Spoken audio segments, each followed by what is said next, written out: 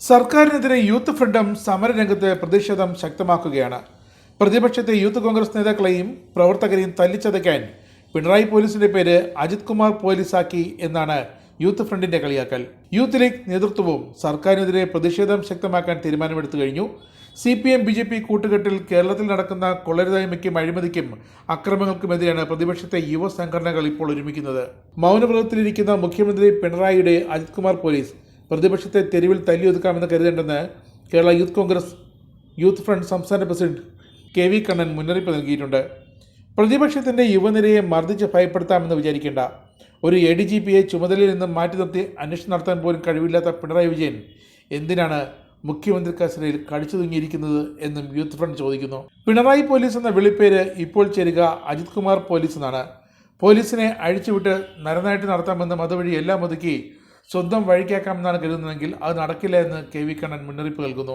പ്രതിപക്ഷ യുവ സംഘടനകൾ പ്രതിഷേധത്തിൽ തന്നെയാണ്. ജനാധിപത്യപരമായി സമരം നടത്തുന്നവർക്കെതിരെ ക്രൂരമർദ്ദനം അഴിച്ചുവിട്ടതും പോരാ, രാഹുൽ മാങ്കൂട്ടത്തെ അടക്കം കേസെടുത്ത് റിമാൻഡ് ചെയ്തിരിക്കുന്നു. കണ്ടലറിയുന്ന 250 പേർക്കെതിരെ കേസെടുത്തിരിക്കുന്നു. ഇതിലൊന്നും ഭയക്കുന്നവരോ പിന്തിരിയുന്നവരോ അല്ല പ്രതിപക്ഷമെന്ന് ഓർക്കണം. മുഖ്യമന്ത്രിക്ക് എല്ലാത്തിനും ഇപ്പോഴൊരു മൗനം വന്നതെങ്ങനെയെന്ന് CPM പാർട്ടി സെക്രട്ടേറിയറ്റ് ചർച്ച ചെയ്യണമെന്ന് യൂത്ത് ഫ്രണ്ട് ആവശ്യപ്പെടുന്നു. തുടർച്ചയായ ആരോപണങ്ങളിലും പ്രതിപക്ഷ പ്രതിഷേധത്തിലും കേരള രാഷ്ട്രീയം തിളയ്ക്കുമ്പോൾ എത്രനാൾ ഇങ്ങനെ മൗനം പാലിച്ചിരിക്കാനാകുമെന്നാണ് പ്രതിപക്ഷ യുവജന സംഘടനകൾ സർക്കാരിനോട് ചോദിക്കുന്നത്. സർക്കാരിന് മറുപടിയില്ല.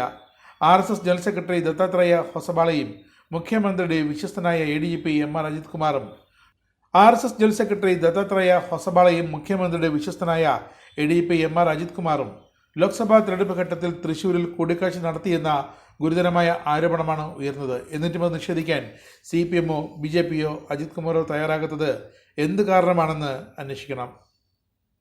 CPMും BJPയും ചേർന്നാണ് തൃശ്ശൂർ പൂരം കലക്കിയത്. അതിന് തൃശ്ശൂരിലെ ജനങ്ങളോട് ഇരു പാർട്ടികളും സമാധാനം പറയണമെന്നും പ്രതിപക്ഷ സംഘടനകൾ ആവശ്യപ്പെടുന്നു. കേരളം ഇത് കാണുകയാണ്. അതിശക്തമായി പ്രതിപക്ഷം ജനങ്ങളോടൊപ്പം നിന്ന് ഞങ്ങൾ ചെയ്യുന്നത് പോരാ പോരാ എന്നാണ് ജനങ്ങൾ പറയുന്നത്. എന്തുകൊണ്ടാണ് അവരങ്ങനെ പറയുന്നത്? അത്രയും പ്രതിഷേധം കനലായി ജനങ്ങളുടെ മനസ്സിൽ ആളുകയാണ് ഈ സർക്കാരിനെതിരായി. ആ ആളിക്കത്തുന്ന ജനവികാരം അതിന്റെ അകത്ത് എരിഞ്ഞടങ്ങാൻ പോവുകയാണ് ഈ ഗവൺമെന്റ്. ബംഗാളിൽ നിന്നുള്ള മാഡം ഇവിടെ ഇരിക്കുന്നുണ്ട്. CPMന്റെ 33 വർഷക്കാലത്തെ അന്ത്യം കണ്ട കോൺഗ്രസ് നേതാവാണ് ശ്രീമതി ദീപാദാസ് മുൻഷി. ഞാൻ ഈ വേദിയിൽ സെക്രട്ടേറിയറ്റിന്റെ മുമ്പിൽ നിന്ന് പറയുന്നു, ബംഗാളിൽ എന്താണ് CPMന് സംഭവിച്ചത്? ജീർണതയായിരുന്നു, ജീർണത. ഈ CPMനെ കേരളത്തിന്റെ മണ്ണിൽ കുഴിച്ചു മൂടി വാഴ വച്ചിട്ടേ പിണറായി വിജയൻ പോവുള്ളൂ.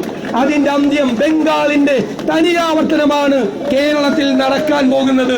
അതിന്റെ അവസാന കർമ്മങ്ങളാണ് ഇപ്പോൾ ചെയ്യുന്നത്. നമ്മൾ നിരന്തരം നമ്മുടെ കുട്ടികളെ ഈ സെക്രട്ടേറിയറ്റിന്റെ മുന്നിലിട്ട് ക്രൂരമായി തല്ലിച്ചതച്ചു.